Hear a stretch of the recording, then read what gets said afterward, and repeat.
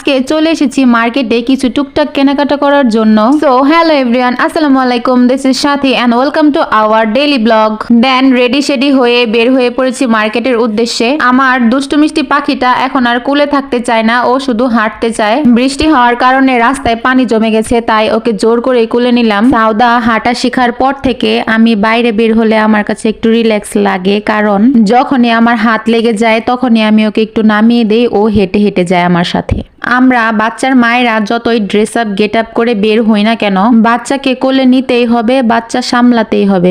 আর এখন দেশের যে পরিস্থিতি, মেয়ে বাচ্চা লালন পালন করা খুবই ভয়ের ব্যাপার। আমার যত কষ্টই হোক না কেন, আমি আমার মেয়েকে এখন আর কারো কোলেই দেই না, তার নানা নানু ছাড়া। এখন আর কাউকেই বিশ্বাস করতে পারি না। রামিসার ঘটনাটা শোনার পর থেকে দুই চোখ বন্ধ করলেই রামিসার মুখটা চোখের সামনে ভেসে ওঠে।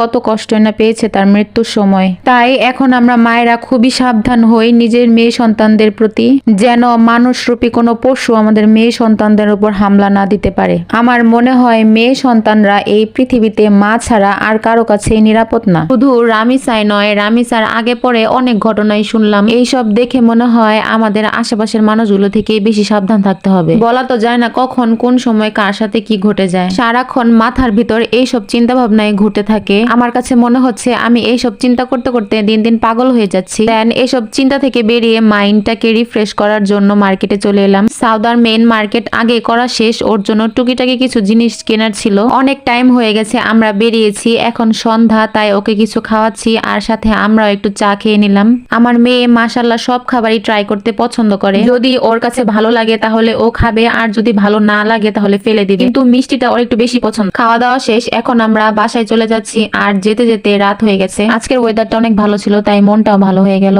আর শপিং এ গেলে মন এমনিতেও ভালো হয়ে যায়। দেন এখন কি কিনলাম সেটাই আনবক্সিং করবো। আজকে আমি আমার জন্য কিছুই কিনি নেই, এই 2 ঘন্টা ঘুরে জাস্ট এই কয়েকটা জিনিস কিনে এনেছি আমি। আমার কাছে মনে হচ্ছে আমি কিছুই কিনে নাই, কিন্তু এই টুকিটাকি জিনিসগুলোই অনেক দরকার। সাউদার জামা জুতা সবকিছুই কেনা শেষ, কিন্তু এই জিনিসগুলো খুব দরকারি ছিল। ওর বাসায় পরা স্যান্ডেল ছিল না, ওর জন্য স্যান্ডেল নিয়ে আসলাম, সাথে ঘুড়িও নিয়ে আসছি, আর একটা আলতাও নিয়ে আসছি। সো আজকে এই পর্যন্ত, আল্লাহ হাফেজ, টাটা, বাই বাই।